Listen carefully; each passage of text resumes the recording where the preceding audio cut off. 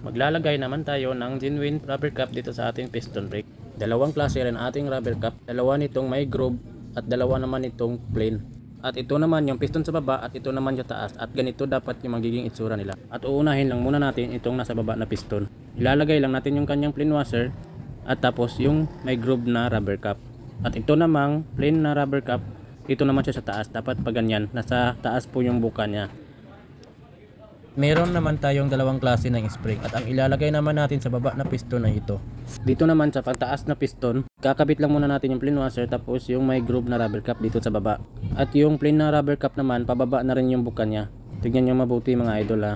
At ilalagay na natin yung kanyang spring. Dito naman sa taas na piston mga idol, may lock yung kanyang spring. Gagamit lang tayo ng flat screw na maliit. At hihigpitan lang natin yung kanyang screw bolt.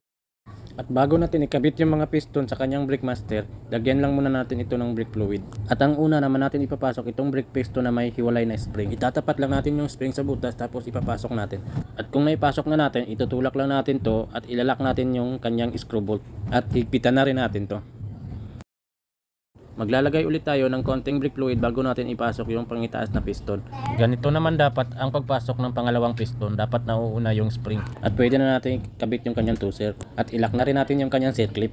At ang panghuli yung kanyang rubber na takip.